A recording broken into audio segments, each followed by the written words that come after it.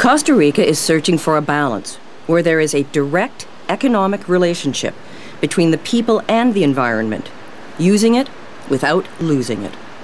Wildlife and people compete for the land and the sea. A vacation center that promotes days spent riding ocean waves or gentle time with the kids can mean disaster for wildlife. Wildlife or people must adapt or move on. Tamarindo is a popular beach town. Lazy days are whiled away gazing out to sea or chatting in cafes. But during the fall and early spring, the beaches have other special nocturnal visitors. Leatherback turtles, looking for a place to lay their eggs. At Las Balas National Park, just north of Tamarindo, guides Alex Obando and Rodney Piedra are adamant. At night, the beach belongs to turtles. No white lights, just faint red ones, a color the turtles can't see. The light barely cuts the darkness for the kilometer walk along one of the last Pacific Ocean beaches used by nesting leatherbacks. Leatherback turtles are huge. At sea, they gracefully dive to depths of over 4,500 feet. But on the land, they're clumsy and awkward. It returns to land only to lay eggs, and only when the tide can carry the 1,000-pound turtles to shore. At one time, tourists would pay a couple of dollars to ride the soft shell animals. But now almost every turtle is guarded. The sound of the surf is only punctuated by the static of walkie-talkies, used by vigilant guides watching turtles and tourists. After 2 hours, the turtle is exhausted, but it struggles toward open water. This turtle will return to this spot about 7 times to lay eggs once every 9 days. In the 80s, the morning sun would reveal 100 turtle tracks.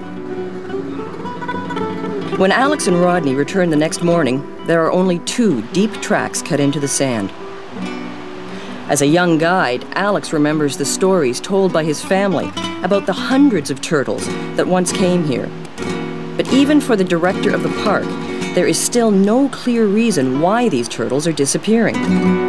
Un dato interesante es que hace 8 años se registraron 1,646 hembras anidantes y durante la temporada 98-99 solo llegaron a anidar 127. Se han identificado muchos factores de impacto que han provocado la disminución de la población. Sin embargo, a criterio personal, considero que uno de los mayores impactos es la depredación que existió hace 10 años más o menos. Y lo estamos viviendo ahora con la cantidad de tortugas que llegan a anidar. Todo el ciclo de anidación de la tortuga se ve afectada por una gran cantidad de depredadores, desde que es huevo hasta que nace y regresa al mar. Podemos identificar varios en la playa, los mapaches, las aves, y en el mar peces grandes que se alimentan de ellas principalmente. Un dato interesante es que algunos cangrejos también toman a las neonatos o las tortuguitas recién nacidas y las meten en un hueco y ahí se las comen. Predators are not always animals. 10 years ago, a thriving industry harvested turtle eggs to serve in restaurants and bars, or as ingredients for commercial bakeries. Lewis Wilson has walked these beaches for 20 years as a guide and a hotel owner. At that time, there was no national park to protect the turtles. Then, collecting eggs wasn't poaching, but harvesting, in the same way many communities fish. Wilson and a number of Costa Ricans took up the issue that the harvesting of these eggs threatened the future of the leatherback turtles. A story he recounts for guides new to the business.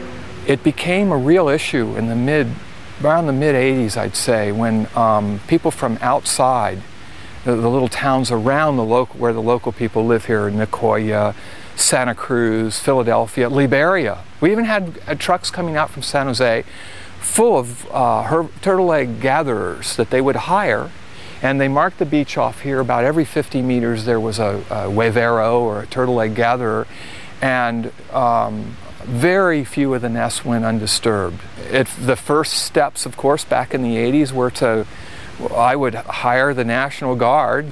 Later, we brought the Boy Scouts in. It was a program that my partner Marianella and I did with the Boy Scouts of America and the Dutch Embassy here.